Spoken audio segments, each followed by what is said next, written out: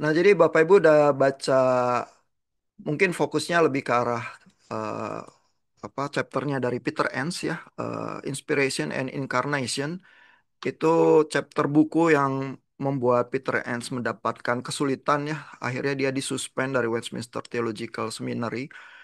Terus Bapak Ibu juga udah mungkin mencermati recording yang dari beberapa tahun lalu ya. Persoalan utamanya adalah Peter Enns itu mengusulkan pembacaan historical critical yang mungkin tidak terbiasa ya dilakukan oleh kalangan-kalangan evangelical yang konservatif karena dia bisa menerima bahwa kitab Kejadian itu mungkin genrenya bukanlah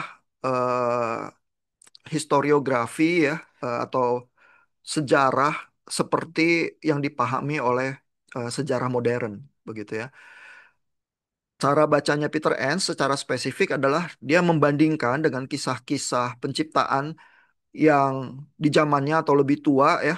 Misalnya kalau kisah penciptaan itu mirip dengan Enuma Elish ya, atau kisah banjir besar itu ada kisah yang mirip yang lain, kisah Gilgamesh begitu ya. Lalu yang dia lakukan adalah berusaha mencermati persamaan maupun perbedaannya, dan justru perbedaan dengan kisah-kisah sejamannya itu semacam clue ya untuk interpretasi bahwa di situ tuh mungkin message-nya Alkitab begitu ya, karena Alkitab diyakini oleh Peter Enns diwahyukannya eh, terinkarnasi ya, artinya dengan bahasa dan budaya pada zamannya sehingga bisa dipahami oleh audiens yang pertama, tetapi justru memang punya message yang berbeda ya, karena umat Tuhan yang apa mengkanonisasi dan mengumpulkan tulisan-tulisan itu meyakini bahwa Allah Yahweh itu bekerja dengan cara yang tersendiri dan berbeda ya dengan Allah Raja Babel atau kisah-kisah dari Timur Dekat kuno yang di zamannya itu. Nah, jadi cara bacanya Peter Enns seperti itu ya. Seringkali bertubrukan ya dengan cara baca evangelical yang mungkin lebih nyaman kalau literal ya. Itu yang menjadi perdebatan di Westminster Theological Seminary, lalu akhirnya mengakibatkan Peter Enns itu disuspend sehingga harus keluar. Nah, saya ingin menunjukkan ya bagian yang mungkin nggak begitu banyak dibahas di recording-recording yang Bapak Ibu lihat dari tahun lalu supaya melengkapi begitu ya. Dari chapternya Peter Enns itu, halaman agak akhir, dia tuh ada bagian subchapter ya. Ini saya sebenarnya cuman kasih bab satu sedikit sama bab dua ya. Jadi nggak gitu banyak sebenarnya, cuman 20-an halaman bacanya. Tapi khusus buku yang ini memang dia agak teknikal ya. Sehingga mungkin apa bacanya harus pelan-pelan gitu ya, dan ya memang buku buat mahasiswa seminari lah begitu ya. Bukan buku buat orang awam. Buku-buku Peter Enns yang lain nanti saya pilihkan juga satu chapter yang untuk awam ya, itu lebih banyak audiens pembacanya karena begitu dikeluarkan dari Westminster Theological Seminary, mungkin Peter Enns itu berpikir yang penting sebenarnya awam dan umat itu bisa baca Alkitab dan punya semacam bantuan untuk interpretasi yang lebih baik ya. Jadi dia mulai tulis buku-buku untuk orang awam walaupun dia ngajar juga sih di universitas begitu ya. Nah, di bagian yang ini halaman ini halaman berapa ya? Halaman 59 ada subchapter di bagian kanan bawah ini. Apakah historiografi yang baik itu objektif atau bias ya? Dan di zaman modern kita ya, kita menganggap bahwa objektivitas itu yang lebih murni, lebih baik gitu ya.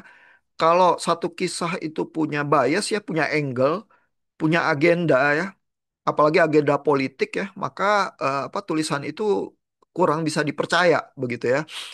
Nah, jadi dengan pandangan historiografi yang semacam itu, kadang-kadang kita terdorong untuk baca teks kuno ya, termasuk Alkitab dengan cara yang lebih literal gitu ya. Nah, bagian itu yang berusaha dikritisi juga oleh Peter Enns ya. Dia bilang ya bahwa bukan cuma misalnya apa kitab kejadian ya yang punya semacam angle message dibandingkan kitab-kitab Timur Dekat kuno yang lain, melainkan antar Alkitab sendiri juga ada ya problematika semacam itu ya. Misalnya yang dia contohkan di sini adalah eh, antara Tawarik ya dan 1-2 Samuel dan 1-2 Raja-Raja. Itu kan kira-kira kisah raja-raja Israel dan Yehuda begitu ya.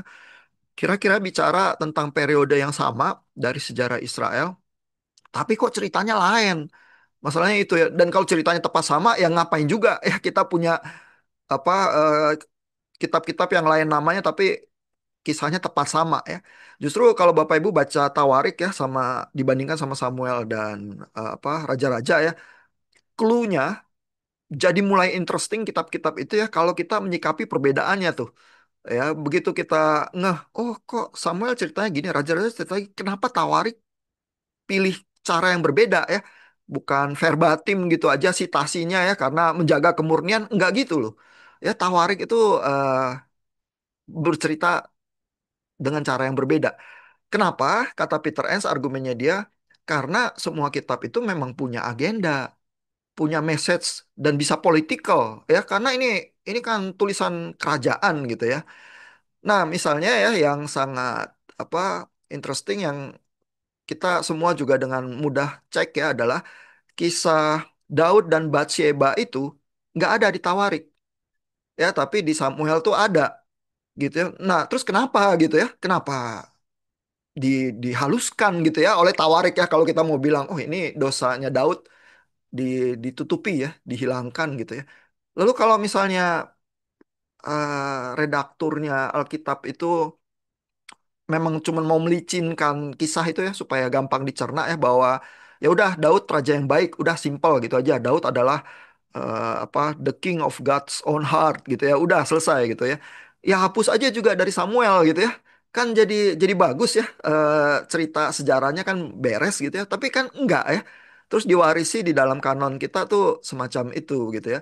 Sehingga si Peter Enns itu bilang ya bahwa historical events ini ada gambarnya ya.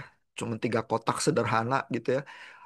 Eh, Historical events itu selalu berinteraksi ya dengan presentasinya ya.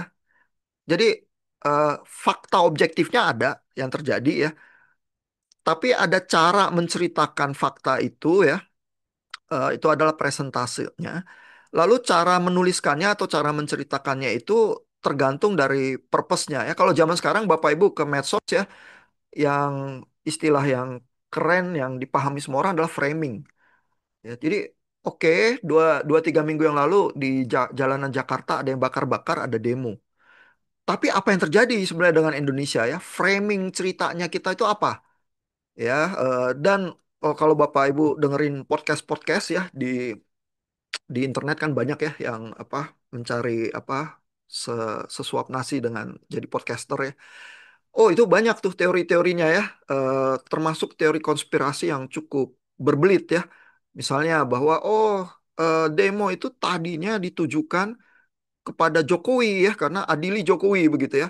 Terus tahu-tahu ada oknum-oknum ya yang membelokkan dan membakar massa sehingga eh, beralih menjadi bubarkan DPR gitu ya. Sehingga dengan apa narasi atau framing tertentu yang semacam itu kan kita jadi bertanya ya. Jadi siapa yang diuntungkan ya dengan framing cerita yang semacam itu ya? Terus siapa yang disalahkan begitu ya? Terus podcaster-podcaster tertentu bilang bahwa oh itu perusuhnya itu dari geng Solo gitu ya. Dan biasanya kalau podcast pakai pakai innuendo gitu ya, pakai nggak terang-terangan nyebut tapi ya menuduh begitu ya, sehingga dia nggak bisa kena undang-undang ITE gitu ya. Nah, di grup-grup WA saya juga beredar ya semacam itu. Saya challenge-nya cuma satu lah. Terus kalau kayak gitu ya, katakanlah framing itu benar ya. Terus siapa yang diuntungkan ya? Dan kita bisa baca nggak ya kisah semacam itu agendanya gimana begitu ya? Eh, Perkara dari kita bisa membuktikan itu atau enggak. Kadang-kadang audiens di medsos itu kan lebih terpicu emosinya ya. Kalau dia memang udah nggak suka ya, eh, kubu yang sebelah sini atau kubu sebelah situ eh, konspirasi teori yang muncul di medsos, apapun yang sesuai sama seleranya dia udah tangkep aja, udah nggak usah dibuktikan dulu benar atau salah gitu ya. Nah, tapi yang menjadi klaimnya Peter Enns adalah semua kisah historiografi itu semacam itu karena ada agendanya, begitu ya. Karena ada apa klaim sejarah yang nggak pernah polos ya, nggak pernah cuman oh sekedar melaporkan fakta-fakta dan event ya, tapi waktu dilaporkan itu dibungkus ya presentasi eventnya itu dengan narasi tertentu, itu ada message-nya tuh, ada agendanya ya. Nah, coba kita lihat soal Bathsheba sama Daud ya. Ini skandal tua yang kita coba ungkit-ungkit lagi gitu ya. Kalau saya lempar ke ChatGPT gitu aja ya, terus tanya ya, memanfaatkan otak ini otak mesin yang berpikir ya buat kita ya. Mengapa kitab Tawarik tidak memuat cerita Daud dan Bathsheba, sedangkan di kitab Samuel ada? Udah pertanyaannya simple gitu aja ya, nggak usah digiring-giring ya ChatGPT-nya gitu ya. Nah, ChatGPT itu menjawab dengan beberapa alternatif ya. Pertanyaan yang sangat bagus. Nah, kadang-kadang ChatGPT sekarang bisa menjilat ya. Jadi saya jadi agak takut gitu. Maksudnya orang yang nanya dipuji-puji gitu supaya lebih lebih seneng makainya kali ya. Jadi udah kayak platform-platform yang berusaha bikin dopamin usernya naik semata-mata supaya kita tinggal di platform gitu ya. Nah, tapi ya oke lah, mungkin ChatGPT sopan, banyak yang juga yang suka yang begitu ya. Terus dia mulai jawab ya. Jadi kenapa sih? Karena jawabannya berkaitan dengan tujuan teologis dan sasaran penulisan masing-masing kitab. Ya, jadi tampaknya si ChatGPT kalau jawabnya demikian dia setuju sama Peter Enns bahwa historiografi itu ya sejarah itu nggak pernah polos, selalu punya muatan, selalu punya message, selalu punya tujuan teologis, ya sasaran penulisan.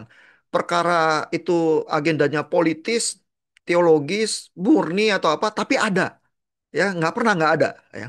Nah terus menurut ChatGPT apa? Kenapa sebabnya ya cerita Daud sama Bathsheba itu nggak muncul di Tawarik? Jadi ini ada beberapa usulan ya. Kitab Samuel itu katanya ditulis untuk menunjukkan dosa Israel, termasuk Daud, ya, dan menjadi semacam apa penjelasan kenapa Israel sama Yehuda itu artinya akhirnya jatuh dibuang ke Babel, ya, dan menekankan konsekuensi dosa. Jadi kalau misalnya kitab Samuel dan raja-raja itu katakanlah eh, pra-eksilik ya sebelum pembuangan ke Babel, maka mungkin termasuk menjadi tujuan penulis adalah supaya umat Israel itu di pembuangan itu bertobat, yang mengingat kembali Tuhan gitu ya dan tahu bahwa kenapa kita ada di pembuangan ya karena dosa-dosa kita. Begitu ya. Jadi sehingga kisah Daud dan Bathsheba itu jadi penting ya untuk mengingat lihat bahkan rajanya sendiri ya tidak lepas ya dari dosa-dosa itu maka kita ada di pembuangan gitu ya. Nah, kitab Tawarik ya biasanya diyakini post eksilik ya jadi sesudah pembuangan kemungkinan ditulis oleh Ezra Nehemia ya yang kembali apa dari pembuangan begitu ya. Terus agendanya mereka adalah pingin membangun bait Allah kedua sehingga mereka perlu menghimpun ya kekuatan ya dan apa keyakinan Israel lagi ya bahwa kita ini membangun kerajaan Allah yang memang diinginkan oleh Tuhan dan apa meneruskan tradisi kerajaan Daud karena kerajaan Daud itu akan untuk selamanya itu janji Tuhan begitu ya. Sehingga ini kitab Tawarikh ini tujuannya memberikan harapan identitas ya, kesetiaan Tuhan ya eh, dan merefer kembali ke garis keturunan Daud ya sehingga yang dosa-dosa dari Daud nggak usah diceritakan karena nggak membangkitkan semangat persatuan itu yang dibutuhkan untuk membangun bait Allah yang baru ya sehingga Daud itu ditampilkannya sebagai teladan ya yang soal Bathsheba itu walaupun semua orang tahu ya udahlah gitu ya nggak usah kita ceritain lagi gitu ya. Nah jadi kurang lebih seperti itu ya. Jadi di dalam tulisan Alkitab sendiri ada ya kita lihat semacam beban message tersendiri ya. Kalau kita mau katakan itu agenda politik tersendiri ya yang muncul di dalam tulisan itu yang memang sesuai dengan keinginan penulisnya dan sesuai dengan konteks zamannya untuk mencapai tujuan tertentu begitu ya. Dan itu nggak apa-apa Dan kata Peter N, semua historiografi itu kayak gitu, yang mendekati histori itu ya dengan anggapan bahwa itu hanya catatan peristiwa objektif semata ya, itu salah ya, salah dugaan ya, bahwa sejarah itu polos seperti itu, nggak pernah seperti itu ya. Ini Bu Cetri di kolom chat bilang ada juga yang bilang bahwa sejarah itu ditulis oleh pemenang.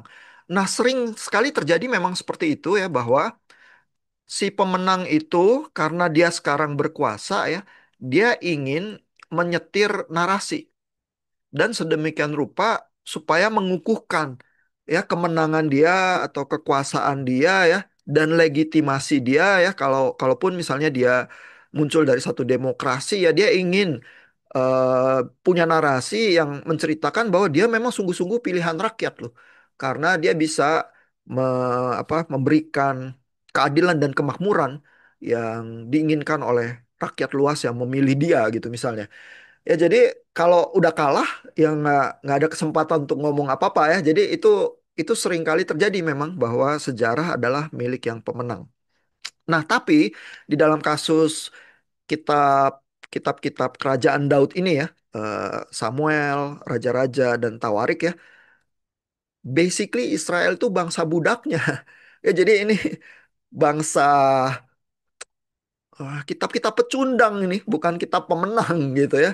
Eh, Bahkan sampai perjanjian baru ya, umat Kristen itu juga umat pecundang ya. Kekristenan itu kan baru menjadi agama negara yang katakanlah dianut oleh mayoritas populasi itu waktu setelah zaman Konstantin ya, menjadikan kekristenan itu agama negara karena dia merasa kekristenan itu menghasilkan blessing yang membuat dia menang perang gitu ya. Tapi sebelum itu kan orang Kristen itu pecundang semuanya begitu ya. Sehingga ini jadi menarik ya, bahwa tidak seperti biasanya pemenang itu leluasa ya menuliskan kisahnya. Ini justru pecundang ya, kaum budak yang di dalam krisis itu berusaha setia kepada Yahweh ya yang mereka yakini, lalu menuliskan kisah mereka itu ya, bukan sebagai pemenang yang jumawa ya, yang bisa ngomong apa aja ya, justru sebagai bangsa budak yang dalam hal ini kalau Ezra dan Nehemia yang menulis Tawarik ya, mereka menerima belas kasihan ya dari raja yang membebaskan mereka untuk kembali ya dari pembuangan itu ke Yerusalem untuk membangun Bait Allah kedua gitu ya. Jadi di situ tuh menariknya. Tapi even katakanlah bukan karena tekanan kekuasaannya, yang berkuasa yang boleh bercerita ya. Dalam hal ini mereka justru bangsa yang tertekan, tapi bangsa yang tertekan yang berkisah begitu, yang tetap bercerita ya. Nah, ceritanya itu pun bukan tiba-tiba kalau jadi tertekan dia lebih objektif, enggak gitu. Ya, maksudnya masing-masing kisah itu tetap punya message, tetap punya tujuan penulisan ya. Karena kalau enggak ya udah nggak usah nulis lah. Ya kita tidur-tiduran aja, nggak ada urgensinya sama sekali ya. Menulis itu kan effort ya, seperti Bapak Ibu nulis texting yang cuma 3 paragraf ya, atau nulis paper atau buku atau apa ya. Basically kalau Bapak Ibu tidak punya something to say ya, Bapak Ibu nggak akan menulis sih. Atau kalaupun Bapak Ibu menulis tapi tidak punya something to say, mungkin tulisannya itu jadi nggak asik ya. Karena ya apa sih ini cuman deskripsi-deskripsi aja ya, ChatGPT aja bisa lebih bagus dari itu gitu misalnya, apalagi zaman sekarang gitu ya. Jadi orang menulis ya, terutama di dalam krisis, justru karena memang punya punya hal yang ingin dia ungkapkan, ada klaim yang dia ingin pertahankan ya, ada kesetiaan yang dia pertaruhkan di situ ya kalau di dalam kisah-kisah Israel gitu. Nah, itu tuh yang diajukan oleh Peter Enns ya, buat kalangan evangelical konservatif yang eh, kadang lebih nyaman literal ya, yang semacam itu juga dirasa mengejutkan ya. Kok kalau gitu berarti Alkitab tuh nggak objektif ya? Loh kalau gitu Alkitab tuh nggak bisa kita baca apa adanya gitu ya. Nah ini pasti Peter N sesat ya, dan melewati apa eh, rapat-rapat komite di Westminster, akhirnya Peter N dikeluarkan gitu ya. Saya pengen nunjukin bagian itu tuh supaya kalau Bapak Ibu baca Alkitab ya, eh, siapa tahu Bapak Ibu lebih berani ya melihat sebenarnya political message-nya ada di mana sih ya, terutama kalau baca sejarah-sejarah kerajaan gitu ya. Misalnya Bapak Ibu mungkin nggak memikirkan ya, kenapa Daud itu ya punya chance dua kali membunuh Saul, tapi Alkitab itu menulis Daud itu nggak mau mengambil nyawa Saul ya. Gimana cara bacanya kisah itu ya? Katakanlah event itu terjadi ya, tapi terus menurut Bapak Ibu pesannya apa? Kalau Bapak Ibu harus khotbah bagian itu ya, kira-kira membawa pesan apa di hari Minggu yang cerah itu?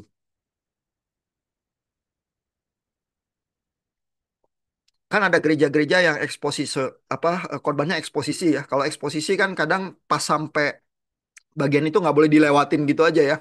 Nah, terus kalau pas masuk ke bagian imamat gitu yang tata cara di bait Allah, wah setengah mati itu eksegesenya gitu ya. Nah, katakanlah Bapak Ibu dapat bagian yang itu tuh, Daud nggak mau bunuh Saul ya dua kali. Bapak Ibu memaknai kisah itu gimana? Dan kan nggak ada kisah yang tanpa makna ya. Jadi kata Peter Enns itu, walaupun eh, penulis Alkitab kadang-kadang tidak berbunga-bunga dan tidak kayak influencer zaman sekarang di medsos ya, kadang-kadang apa ininya agendanya terlalu kentara gitu ya. Penulis Alkitab kadang-kadang lebih hemat kata gitu ya, lebih pokoknya eventnya gini, kalau kamu paham angle-nya, kamu mungkin bisa nangkap message-nya, kalau enggak ya udah gitu. Ya, nah kalau Bapak Ibu baca kisah Daud nggak bunuh Saul itu kira-kira gimana? Apa yang diklaim di kitab itu? Kenapa penulis kitab itu menuliskan kisah yang semacam itu? Karena Daud tidak mau membunuh orang yang diurapi Tuhan, Pak. Kalau dari Alkitab kan seperti itu dikatakan. Oh betul, yang tertuliskan begitu ya, bahwa nggak boleh ya. Itu alasannya Daud yang dicatat ya. Ya, Tapi katakanlah ya, kalau Daud nggak ngomong gitu ya, terus Daud bunuh ya di dalam dunia kuno itu bakal diterima nggak ya? Apa implikasinya ya? Loh kan kita baca kisah itu kita merasa ini Saul memang ini ya, memang gila kuasa kali ya, apa ngejar-ngejar Daud mau dibunuh gitu. Terus apakah nggak boleh ya Daud mempertahankan dirinya gitu? Dia kan cuma bela diri gitu. Terus pas ada kesempatan ini, dan bukankah dia udah diurapi oleh Samuel untuk jadi raja? Ya dia cuma mengukuhkan aja kerajaannya dia kok pada saat itu kalau dia bunuh Saul kok. Gimana kalau kalau kisahnya kayak gitu? Apa yang terjadi? Mungkin saya coba kali, Pak. Ya Pak. Saya nggak tahu ya, mungkin saya punya dua jawaban gitu. Pertama kan kedaulatan Allah atas kepemimpinan yang sudah dipilih, bahwa Saul itu kan raja yang diurapin seperti itu ya. Hmm, Tapi kan di sisi lain kalau kita bicara tentang pembalasan ya, ketika Daud memiliki dua kali kesempatan untuk membunuh Saul, hmm, saya mungkin berangkatnya dari eh, pembalasan gitu ya. Saya pikir pembalasan itu kan bukan haknya Daud kayak gitu. hmm, Karena ketika kita baca Mazmur kan sebenarnya ada juga Mazmur kutukan kayak gitu ya. hmm, Beberapa Mazmur kutukan yang sudah tertulis itu kan beberapa kali mengatakan bahwa ya pembalasan itu adalah hak Allah gitu. Saya pikir mungkin apakah Daud itu terdoktrinisasi ya dengan konsep yang seperti itu sehingga dia tidak melakukannya kepada Saul kayak gitu, Pak. Seperti itu sih, Pak. hmm. Iya. Nah jadi dalam dunia kuno ya, kalau bapaknya raja, raja berikutnya siapa? Anaknya harusnya. Ya. Jadi sebenarnya kalau kerajaan Israel itu normal ya, yang jadi raja berikutnya itu Yonatan tuh. Ya karena itu dia anaknya Saul ya. Lalu di dalam sejarah ini turbulensi. Tahu-tahu Daud ini yang jadi raja ya, dan jadi raja somewhat yang diklaim lebih baik daripada Saul gitu. Sehingga perlu ada kisahnya ya, kenapa bukan Yonatan gitu ya yang akhirnya jadi raja, kok ini si Daud ini begitu ya. Dan bukankah Daud itu doyan perempuan gitu ya misalnya ya, kalau kita mau bilangnya toh tertulis juga di Alkitab gitu ya. Nah, jadi karena turbulensinya separah itu ya, kisah politikal kerajaan Israel itu ya, sehingga kalau kita mau baca membawa agenda politik ya, kisah itu mengukuhkan bahwa Daud ini memang nggak menginginkan kekuasaan kok. Dia dia bisa bunuh tapi dia nggak mau kok. Ini semata-mata karena memang Tuhan yang menempatkan dia jadi raja. Kalaupun dia bukan keturunan Saul ya, Yonatan itu jadi teman baiknya Daud itu di dalam kisahnya itu memberikan nyawanya buat Daud pun Yonatan mau gitu. Padahal itu yang harusnya berhak jadi raja karena dia anaknya Saul gitu ya. Sehingga dengan demikian ya eh, kitab-kitab itu ya mengukuhkan bahwa memang Daud ini raja yang benar, yang sah, yang diinginkan Tuhan. Gitu ya. Kalau kalau misalnya Daud itu sampai bunuh Saul ya, katakanlah tetap dia punya pendukung yang apa mendukung dia ya dan apa toh dia udah diurapi kok oleh Samuel dan sebagainya gitu ya. Apa masalahnya gitu ya? Dia kan cuman mempercepat datangnya kehendak Tuhan begitu ya. Tapi mungkin kerajaannya itu akan langsung cepat runtuh itu. Karena legitimasinya dia dapatkan lewat lewat kekerasan gitu ya, yang lewat tangannya sendiri gitu. Sehingga kisah itu ya ditulis juga bukan tanpa makna, bukan tanpa tujuannya, melainkan mengungkap ya bahwa Daud ini memang raja yang sah loh. Dia bisa bunuh, dia nggak mau loh. Ya. Nah, jadi eh, ada ada semacam agenda politiknya gitu ya. Kalau kalau di dalam politik modern kita mungkin kita bilangnya itu propaganda politik begitu ya. Tapi eh, yang jelas si penulis kitab itu ya dia kan nggak nggak semua aja dia tulis ya. Dia pilih-pilih dan caranya dia pilih terus mempresentasikan kejadian itu ya. Kita mempercayai memang didorong oleh Roh Kudus begitu ya dan apa diilhamkan ya. Tetapi bukan sekedar dia tulis-tulis iseng-iseng. Dia punya message-nya. Dia mencapai tujuannya ya dan itu dipahami oleh audiensnya di zaman itu. Gitu ya. Jadi Peter Enns klaimnya kayak gitu tuh. Mungkin agak shocking ya buat buat yang nggak biasa membaca yang semacam itu ya. Tapi jangan-jangan eh, apa cara baca yang historical critical gitu membuka apa gerbang-gerbang tafsir juga ya ke arah yang tidak biasa kita pikirkan karena kita biasa baca hurufnya literal gitu aja gitu ya tanpa berusaha pikir di belakangnya bisa kayak apa gitu. Ya. Ya, mungkin sejauh itu ya siapa tahu Bapak Ibu bisa mengapresiasi at least tulisannya Peter Enns. Terus Bapak Ibu ada yang merasa ini nggak apa bahwa Westminster tuh benar juga tuh ngeluarin Peter Enns atau sebenarnya justru lebih bersimpati sama Peter Enns-nya setelah baca bukunya langsung. Gimana menurut pendapat Bapak Ibu? Atau ada pertanyaan yang muncul habis baca?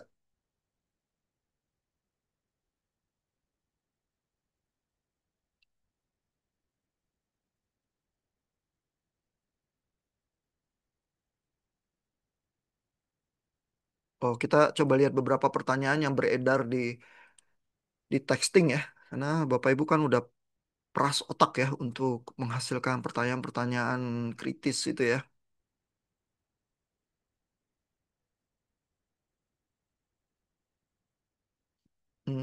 Coba kita lihat. Ini Bu Cetri bilang, apakah perdebatan antar denominasi tentang penerjemahan isi Alkitab juga dikarenakan kurangnya pemahaman kita tentang budaya umat Yahudi pada saat itu? Eh, saya rasa iya, tapi juga ada orang-orang yang memang paham juga ya hermeneutik, cuma tetap berbeda pendapat terhadap tafsir. Itu juga mungkin gitu ya. Jadi dan wajar juga ya kalau orang berbeda pendapat ya, nggak lantas yang tafsirnya beda sama saya terus kurang Kristen gitu ya. Nggak begitu juga gitu ya.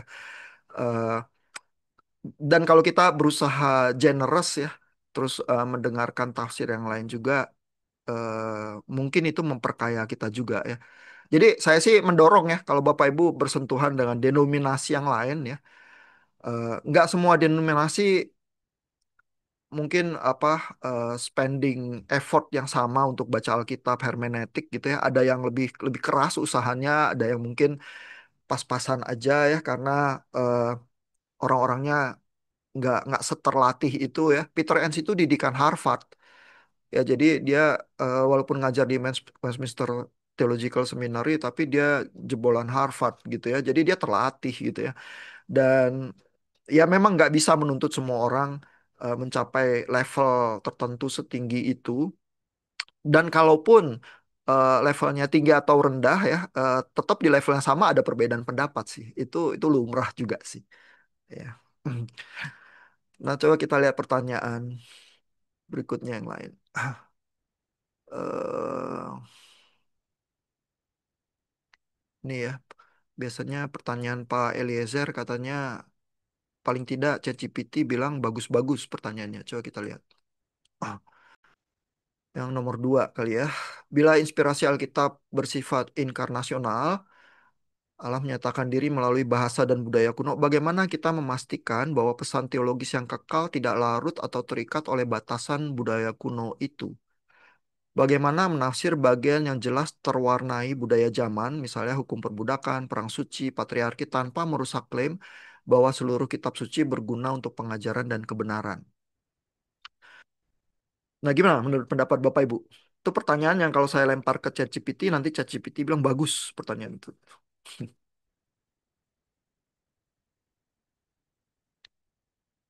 Jadi, kutubnya adalah kita pingin Alkitab punya nilai-nilai kekal ya. Terus tapi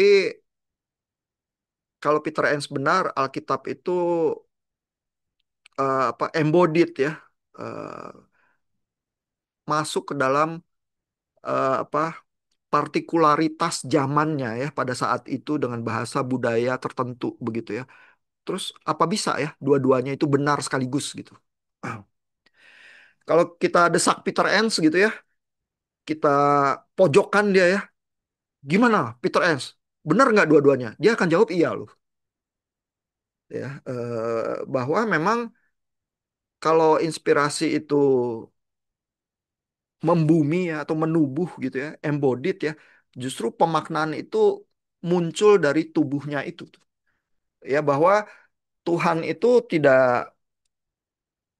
apa eh, menyatakan dirinya secara universal sebagai sesuatu kekuatan kosmik begitu aja, tetapi dalam diri Yesus begitu ya yang memang apa punya keterbatasan manusiawi juga karena dia manusiawi yang sesungguhnya, tetapi kita memaknai setia kepada Tuhan itu adalah di dalam kesetiaan kepada Yesus itu gitu.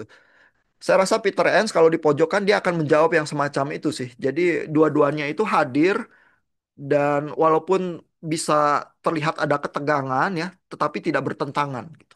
Ya. Bu Cetri angkat tangan, gimana Bu? Kalau yang perbudakan tuh malah kalau kita tahu bahwa waktu itu zaman itu perbudakan tuh suatu yang sangat lumrah. Kalau kita tahu itu malah kita bisa tahu bahwa Tuhan tuh tidak pernah memperbolehkan adanya perbudakan. Malah kalau di situ kan dibilang budaknya tuh treatmentnya malah lebih baik lah daripada yang bangsa-bangsa lain di luar bangsa Israel kan. Ada peraturan-peraturan yang lebih baik. Jadi malah lebih membantu bahwa peraturan perbudakan itu bukan dari Tuhan. Bahwa Hmm. apa ya sistem itu udah kayak udah biasa gitu loh pada zamannya. Jadi kita kalau membalikin kalau mau menentang ada yang bilang kado perbudakan tuh oh di Bible boleh kok. No, kita baca konteksnya bukan dari zaman sekarang tapi zaman itu waktu itu. Malah bisa membantu menurut saya, Pak. Iya, jadi apa itu benar ya karena di zaman kuno misalnya kalau orang berhutang gitu ya terus dia nggak bisa bayar ya dia bayarnya dengan cara jadi budak ya selama waktu yang terbatas. Kalau di Israel nanti ada tahun apa eh, ketujuh nanti semua budak bisa dibebaskan begitu ya. Jadi ada batasnya ya, tapi ada cara jadi untuk masyarakat itu berfungsi ya. Begitu juga patriarki gitu ya. Di dalam masyarakat kuno, wanita itu kalau nggak dilindungi ya menjadi apa milik dari laki-laki, either itu suaminya atau ayahnya ya, Nanti kalau perang atau apa diperkosa dan sebagainya, dia nggak ada yang melindungi, ya sehingga patriarki itu bentuk perlindungan buat wanita. Tapi ya dari sisi kacamata modern memang ada ekses-eksesnya. Misalnya poligami jadi sangat masuk akal buat yang patriarki. Ya karena kalau ada apa prajurit gitu dia mati di medan perang terus istrinya nggak punya suami, ayahnya udah meninggal, dia siapa nanti yang melindungi ya? Ya dia dinikahi lagi ya oleh ya kalau apa laki-lakinya udah punya istri ya poligami ya sebagai bentuk ini dia yang bertanggung jawab nih terhadap wanita yang ini begitu ya. Sehingga makanya kayak Paulus juga kalau kita baca di Perjanjian Baru, walaupun Paulus dengan jelas-jelas menulis ya di dalam Kristus itu tidak ada lagi laki-laki, wanita, tidak ada lagi budak, orang merdeka ya. Tapi dia juga nggak secara eksplisit bilang mulai sekarang kita berhenti perbudakan. Ya karena masyarakat kuno somewhat membutuhkan mekanisme itu ya untuk pembayaran hutang, untuk apa. Dan nggak bisa ya tiba-tiba memutus begitu saja. Yang Paulus lakukan adalah mengirimkan budak yang menjadi apa pelayannya dia kembali ke tuannya. Budak itu kabur gitu ya, dikembalikan. Tapi meminta tuannya itu memperlakukan dengan baik gitu ya, sebagai seorang sahabat begitu ya. Nah, jadi itu sih mungkin sudah cukup kontroversial di zamannya ya gitu ya. Buat apa kamu sebaik itu sama budak gitu ya. Nah, tapi memang nggak terbayangkan untuk membuat masyarakat yang sama sekali baru yang apa tanpa perbudakan gitu ya. Makanya nah, ekses yang lain adalah ada kalangan yang memang mengambil keuntungan dari perbudakan, lalu memakai Alkitab ya untuk mengkonfirmasi bahwa Alkitab aja mendukung perbudakan. Jadi jangan kamu berusaha merubah undang-undang negara untuk menghapus perbudakan ya. Perdebatannya kan gitu di Inggris. Inggris yang pertama kali menghapus perbudakan ya. Terus Amerika baru tahun 19 atau 1880-an kalau nggak salah gitu ya. Jadi di zaman modern sebenarnya baru perbudakan itu dihapuskan, tapi juga dengan susah payah. Karena orang mengambil keuntungan sih dari perbudakannya ada tenaga kerja gratis gila ya. Terus diperjualbelikan lagi manusia begitu ya. Harganya mahal ya. Jadi orang bisa jadi kaya raya gitu ya. Tinggal tangkap orang lain dari benua Afrika gitu terus jualan gitu ya. Wah, itu sebenarnya sadis ya, tapi dikonfirmasi dengan ayat Alkitab ya. Jadi lebih sadis lagi jadi sebenarnya teologi teologi sadisme yang semacam itu gitu ya. Tapi itu bagian dari sejarah kekristenan tuh. Ya, tinggal kita mau berani lihat atau enggak ya ke dalam sejarah yang gelap itu juga gitu. Hmm. Nah, jadi kalau pertanyaan Pak Eliezer itu kita jawab positif ya, bahwa memang apa firman itu embodied ya, terinkarnasi ya di dalam budaya sama apa bahasa pada zamannya, tidak melegitimasi kita untuk bilang bahwa zaman itu harus secara normatif kita terapkan di zaman sekarang gitu ya karena kalau kalau kayak gitu nanti kita berusaha argue kalau gitu kita harus boleh poligami ya atau kita harus patriarki ya. Nah, patriarki itu sendiri gray area yang kadang-kadang sulit ya karena bentuknya macam-macam dan tetap ada gereja yang bilang perempuan nggak boleh khotbah ya karena ada ayat-ayat yang eksplisit dibaca literal semacam itu juga dari Paulus begitu ya. Nah, sehingga itu bisa menghasilkan kesulitan tafsir tersendiri ya karena apa tendensi yang cenderung lebih literal begitu ya. Jadi apakah itu patriarki ya itu nggak patriarki keras yang seperti zaman dulu bahwa istri itu mirip kayak ternak ya sehingga perintah 10 hukum itu jangan menginginkan milik sesamamu, rumahnya, ternaknya dan istrinya gitu ya. Eh, Mungkin nggak sampai sebegitunya ya. Dan zaman sekarang wanita bisa memilih ya bisa voting, bisa akses ke pendidikan, bisa punya karir, pekerjaan ya. Jadi jelas kita bukan di dunia kuno itu lagi gitu ya. Tapi lantas kadang-kadang alasannya kenapa wanita nggak boleh berkhotbah ya. Kadang-kadang munculnya bukan dari apa apa argumen-argumen yang rasional ya, tapi lebih ke arah bahwa oh Alkitab ini pasti mengandung sesuatu yang kekal dan pembacaan literal itu termasuk yang kekal itu karena ada hierarki tertentu ya di dalam kemanusiaan itu yang berlakunya kekal juga karena itu dari penciptaan.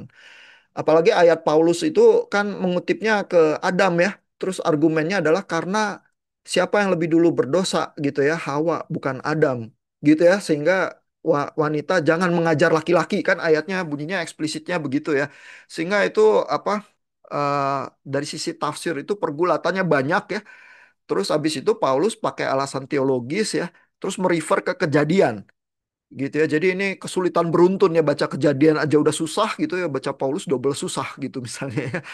Nah, terus kita mau gimana ya menafsirkannya dan menerapkannya ke zaman sekarang. Jadi pertanyaan Pak Eliezer walaupun kalaupun Peter Enns di pojokan jawabnya iya, dua-duanya terjadi ya, inkarnasi dan inspirasi, tetap waktu kita mempraktekkan hermeneutiknya ya, terus berusaha aplikasi implementasi ke zaman sekarang bisa tetap punya kesulitan sih. Ya, terus kita bisa masuk ke dalam perdebatan ya. Usulan saya adalah Bapak Ibu ada di sisi mana dari perdebatan itu berusahalah generous kepada lawan yang opininya berbeda begitu ya. Karena dia juga berusaha sih sebenarnya memahami Alkitab baik-baik ya, terus berusaha juga mengaplikasikannya baik-baik, cuman dia pendapatnya berbeda aja gitu ya. Jadi ya apa? Jangan berantem tapi ngobrol siapa tahu dengan cara ngobrol kita bersama-sama jadi lebih baik gitu. Nah, sejauh ini ada komentar pertanyaan dari Bapak Ibu nggak? Saya, Pak. Ya, gimana? Eh, saya ngaku dulu, saya lupa isi di texting, Pak. Iya, iya, nggak Eh, apa-apa, Pak.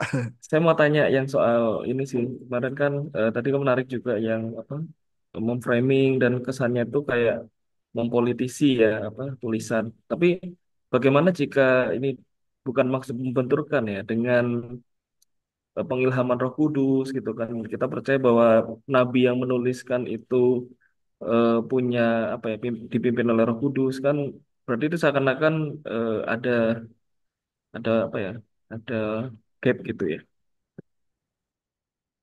Iya, Peter Enns akan menjawab iya. Ya, jadi dia akan menjawab pimpinan Roh Kudus itu pasti ya karena judul bukunya tetap Inspiration dan Incarnation ya. Tapi bahwa tulisan itu punya message dan tujuan tertentu, iya juga. Ya, dan apakah itu harus bertentangan? Eh, Peter Enns bilang semua tulisan kayak gitu. Karena tulisan itu dibuat karena ada tujuan penulisannya. Karena kalau enggak berarti nothing to say begitu ya. Ya berarti nggak ada kebutuhan untuk ditulis juga gitu. Ya jadi Peter Enns akan bilang semua historiografi itu kayak gitu. Cuman kita menyadari atau enggak bahwa historiografi itu bukan laporan fakta-fakta objektif saja, bukan menceritakan event begitu saja, melainkan diceritakan sedemikian rupa sehingga ada pesannya gitu. Makanya kalau kita dengar khotbah di gereja ya, kadang-kadang pengkhotbah gereja itu eh, buruk ya kalau kita mau bilang, karena dia seolah-olah yang penting saya ceritain fakta-fakta aja. Poin satu, poin dua, terus saya punya 12 poin gitu ya. Saya ceritakan selama setengah jam terus udah selesai gitu. Dia nggak berusaha mendorong pemaknaan gitu dan bedanya mungkin dengan pengkhotbah yang Bapak Ibu nikmati terus terasa baik ya adalah pengkhotbah yang baik itu punya angle. Ya, jadi baca baca teks ya sama terus dia baca masyarakat ya, terus dia punya angle klaimnya dia ini. Nah, terus dia cara presentasinya gimana? Tentu dia ngerjain eksegese dan lain sebagainya ya. Tapi kalau ditanya, kamu punya tujuan nggak waktu kamu khotbah itu? Kamu ingin mencapai apa? Ada pasti. Dan kalau Bapak Ibu diminta berkhotbah misalnya diundang ke gereja, kan juga di surat undangannya biasanya ada ya topiknya ini tujuannya adalah supaya jemaat ini itu gitu. Jadi semua tulisan event khotbah juga begitu tuh. Tinggal kita melakukannya dengan baik atau kita tuh apa agak ini ya agak terlalu apa kurang berpengalaman sehingga melihat bahwa yang kita perlu lakukan adalah ya udah cuman ngomong butir-butir poin aja gitu. Ya, kalau kalau cuman semacam itu nggak ada gigitannya sih. Dan kenapa Bapak Ibu mendengar misalnya kalau Pak Yakub khotbah itu walaupun kita kadang paham kadang enggak ya, tapi gigitannya itu selalu terasa, ya, karena dia punya angle, ya, dia bisa menghasilkan keresahan itu dulu, ya, terus habis itu dia jawab, ya. Nah, perkara jawabannya itu kita setuju atau kayaknya jawabannya kurang pas atau apa, ya, tapi dia melakukan tugas berkhotbah itu dengan luar biasa baik gitu. Ya. Ya, sorry ya, saya ngefans Pak Yakub terlalu terlalu kentara, ya, karena salah satu pengkhotbah yang masih suka saya dengerin dengan gemar, ya, salah satunya Pak Yakub, ya. Nah, cuman Bapak Ibu yang kuliah homiletiknya Pak Yakub mungkin apa sulit juga, ya, karena stylenya Pak Yakub itu mungkin nggak gitu mudah untuk diajarkan, ya. Apa kalaupun orang paham gimana stylenya, mempraktekannya juga tetap sama sulitnya gitu, ya. Jadi kadang-kadang di kelas homiletik yang ada adalah takut karena standarnya tinggi gitu, ya. Tapi ya dicobain aja lah khotbah gitu, ya. Kalau nggak dimarahin Pak Yakub berarti Bapak Ibu agak berhasil gitu. Nah, jadi bahkan dari sisi homiletik, ya, bahkan dari sisi hermeneutik, ya, bahkan dari historiografi modern sekalipun, ya. Kalau Bapak Ibu bayangkan misalnya, ya, hari ini ada berita di koran, eh, anak Soeharto, ya, menggugat Menteri Keuangan di PT UN. Beritanya gitu doang, ya. Itu terus agak ini lagi agak clickbait, ya, karena begitu diklik beritanya nggak disebut sebabnya menggugat itu apa. Yang ada adalah catatan eh, gugatannya itu belum diungkap alasannya gitu, ya. Jadi di bawah banyak komentar nih, gimana sih ini berita kok ngomporin doang dan sebagainya gitu, ya. Nah, tapi katakanlah, ya, itu kan berita yang buruk, ya, karena nggak punya angle, nggak punya message gitu, ya. Terus cuman clickbait gitu, ya. Tapi Bapak Ibu waktu baca judulnya aja, ya, oh, anak Soeharto melakukan gugatan kepada Menteri Keuangan di PT UN gitu, ya. Itu udah ada pemaknaan-pemaknaan tuh yang berputar di kepala karena kita tidak hidup di dalam vakum. Ya, karena kita punya kesan tersendiri terhadap ke pemerintahan Soeharto gitu. Kita punya kesan tersendiri terhadap keluarga Cendana. Terus ditambah kita punya kesan terhadap Menteri Keuangan kita yang baru, yang katanya koboi dan seterusnya gitu, ya. Terus kalau keduanya itu dibenturkan, ya, ada gugatan, ya, itu message-nya apa? Nah, kita mungkin udah bisa membayangkan kita memihak siapa dan lain sebagainya gitu, ya. Sehingga waktu kita ngeklik beritanya, ya, ini clickbait nih. Berita kompor gini, ya. Kita kecewa. Kenapa? Karena sedikit banyak kita tuh menyadari bahwa historiografi, ya, kisah cerita atau berita itu harus selalu punya angle. Begitu nggak ada, kita kecewa. Ya, begitu kita dengar khotbah yang ini message-nya apa sih gitu, ya, kita marah gitu, ya. Kamu nggak buat PR nih khotbahnya, ya, kamu ini, ya, makan gaji buta gitu, ya, berdiri di mimbar itu nggak melakukan tugas begitu, ya, misalnya, ya. Nah, jadi sebenarnya kita tuh paham, ya, cuman kadang-kadang dalam tafsir Alkitab kita kaget, ya, karena Peter Enns tuh ngomongnya blak-blakan, ya, semacam itu. Oke. eh Wah, kita udah mulai masuk ke 1 jam nih. Udah pelan-pelan injury time.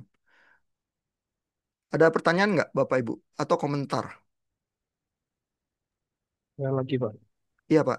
Ya jadi kalau disimpulkan sebenarnya kan apalagi melalui kredit teks kan kita bisa menemukan secara fakta bahwa ya memang ada kepentingan-kepentingan itu ya. Tapi kan kalau kita langsung ngomong ini ke orang-orang yang apa ya, punya garis keras mungkin mereka nggak terima ya. Nah yang menjadi ini saya tuh ini Pak apa eh, kenapa yang terjadi para yang tadi kan contoh yang soal perbudakan segala macam Hmm. eh, justru mereka tidak menggunakan secara ini ya pendekatan yang seharusnya. Contohnya kan ya kayak tadi perbudakan melihat dari kacamata modern. Kayak contoh dinosaurus melihat dari kacamata modern. Padahal istilah dinosaurus sendiri baru di abad 19-an gitu kan. Yang tentu di Alkitab apalagi nggak akan pakai kata dinosaurus. Nah itu kan apa ya? Seperti ada kejomplangan yang satu pengen menunjukkan tapi ada yang membela, yang satu ingin kayak mengkritik tapi dengan cara tidak pas gitu ya Pak. Saya lagi membayangkan nih yang satu ini yang mana ya? Yang mana yang konservatif, yang mana yang dianggap sesat? Ini yang mana yang mengkritik atau yang dikritik? Itu dua-duanya kan kayak yang dikritik tidak mau kan karena tadi kan Pak apa yang Paul Ernst kan dia Peter Ernst kan ingin menunjukkan dan dia akhirnya Hmm, sampai dicopot kan. hmm, Tapi satu sisi yang mengkritik dalam artian ya tadi yang tentang perbudakan, tentang kenapa Tuhan seperti itu ya. Nah, itu kan juga dengan tidak cara yang apa ya? Yaitu anakronisme gitu. Jadi dia menggunakan ah, istilah apa yang sekarang untuk mengkritik yang harusnya kan menggunakan cara konteks zaman dulunya gitu, sastra zaman betul, dulunya. betul. Ya, jadi Peter Enns itu mendorong supaya membaca Alkitab jangan anakronistik ya, apa pakai kriteria zaman sekarang untuk menilai kitab-kitab kuno begitu ya. Nah, tapi to be fair, membaca yang anakronistik itu sulit dihindari ya, karena kan kita bukan dari vakum, terus kita hidup di konteks modern ya. Eh, Kalau saya ketemu teman-teman saya yang di teknik di sini ya, selalu kalau membicarakan kitab kejadian, pertanyaannya ya ke arah Big Bang Theory dan lain sebagainya gitu. Karena kita tuh nggak bisa melepaskan diri dari konteks kita juga gitu ya. Jadi butuh latihan yang sangat kuat ya untuk apa konsisten dengan apa pembacaan kontekstual, lalu butuh kehati-hatian ekstra begitu membawa tafsirnya itu ke zaman sekarang supaya aplikasinya itu nggak ini ya nggak kontraproduktif begitu ya. Jadi itu butuh butuh latihan-latihan dan kewaspadaan ekstra yang biasanya kita sulit ya mencapai hal-hal itu terus ya either kita anakronistik gitu ya atau kita ini ya apa literal gitu ya. Kalau kalau kita mau jujur ya, sebenarnya seperti Martin Luther ya membaca Paulus ya, itu juga kalau kita mau bilang anakronistik ya itu anakronistik ya karena misalnya ya, apakah Paulus itu punya pemahaman dosa asal ya? Secara Yudaisme tuh enggak loh. Apa Yudaisme sendiri nggak kalau baca kejadian itu nggak membaca itu sebagai kisah dosa asal gitu ya. Agustinus yang secara terkenal itu mulai menafsirkan ke arah dosa asal dan menurut Agustinus penularan dosa asalnya itu lewat hubungan seksual begitu ya. Jadi makanya mungkin juga cukup negatif ya terhadap apa seksualitas gitu ya tafsir yang ke arah sana. Dan Martin Luther itu ini ya rahib Agustinian gitu dia di biara apa yang mazhabnya Agustinian gitu. Jadi dia mewarisi tradisi itu di dalam pembacaannya gitu ya. Sehingga kalau misalnya Martin Luther duduk sama Paulus gitu ya satu ruangan ya. Terus Martin Luther cerita-cerita gitu ya, saya baca kitab kamu begini itu Paulus kaget itu. Karena cara bacanya Paulus itu Farisi itu kan berbeda ya dengan cara cara bacanya ini ya apa orang teolog modern begitu ya. Sehingga apa bisa dipersalahkan ya karena Martin Luther membacanya anakronistik ya. Ya saya rasa enggak juga ya, sah-sah aja karena Martin Luther itu me- melihat kebutuhan di zamannya dan berusaha melakukan tafsir Alkitab yang menjawab pertanyaan-pertanyaan yang muncul di zamannya itu ya. Which is kalau kalau dalam hal membenturkan sains sama kejadian memang jadi sangat kontraproduktif gitu ya karena di dalam sejarah kita lihat juga ada Galileo Affairs dan sebagainya begitu ya. Tapi beban bahwa pembacaan Alkitab itu harus menggemakan dan menjawab apa yang Tuhan inginkan untuk zamannya ya, itu harus terjadi juga. Nah, tinggal seberapa ya orang apa disiplin ya dan apa mencerna pimpinan Tuhan ya. Jawabnya untuk zaman ini apa di dalam pembacaan yang kita lakukan gitu ya. Dan itulah suara profetik itu sebenarnya ya membaca, merespons, menjawab ya dan apa mengikuti tuntunan Tuhan ya yang kita rasa Tuhan ingin kerjakan di komunitas umat kita gitu. Ya, jadi Martin Luther tuh sangat sangat sensitif ya terhadap hal-hal itu, terus dia melakukan pembacaannya. Menurut kita yang zaman sekarang baca Luther ya anakronistik. Kalau kita tanya Paulus, Paulus mungkin juga bilang itu juga anakronistik sih gitu ya. Misalnya apa pemahaman doktrin yang sangat basic aja ya di Lutheran tuh apa ya? Soal imputasi ya bahwa eh, apa kebenaran Kristus itu dikenakan seperti baju dikenakan kepada orang berdosa ya. Lalu orang berdosa ya tetap berdosa, tetapi kebenaran Kristus itu yang menyelamatkan, tapi tidak diimpartasi ya, tidak diinfuse ke dalam, melainkan diimputasi ya. Itu doktrin yang rumit ya. Tapi apa Paulus benar ngomong kayak gitu? Apa Paulus itu logika baca biblikanya itu dari perjanjian lama terus dia bilang Abraham dibenarkan karena iman. Karena orang benar hidup karena iman. Apa Paulus tuh berpikir imputasi gitu? Saya cenderung merasa kalau dari sisi tafsir Farisi itu enggak ya.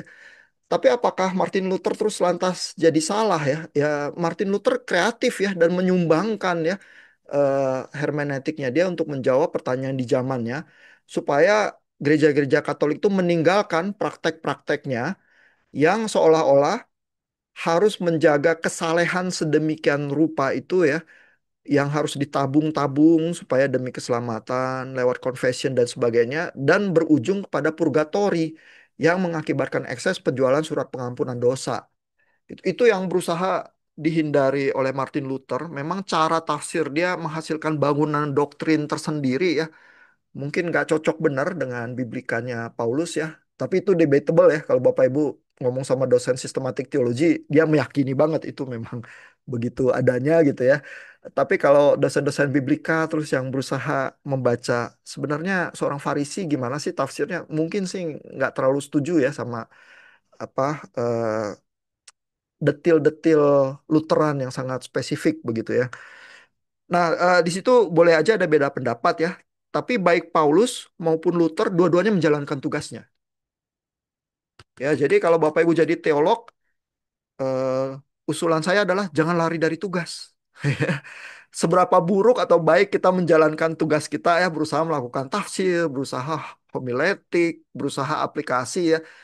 Bisa aja kalau kita kurang terlatih terus jadinya buruk sih. Tetapi bahkan di dalam yang buruk itu pun Tuhan bisa bekerja loh. Cuman kita jangan lari dari tugas aja gitu ya. Jadi itu ya. Mudah-mudahan menjawab Pak Julius. Mungkin jawabannya kurang memuaskan tapi ya siapa tahu menjawab. Ya, ada komentar lagi, pertanyaannya lain mungkin kalau ada.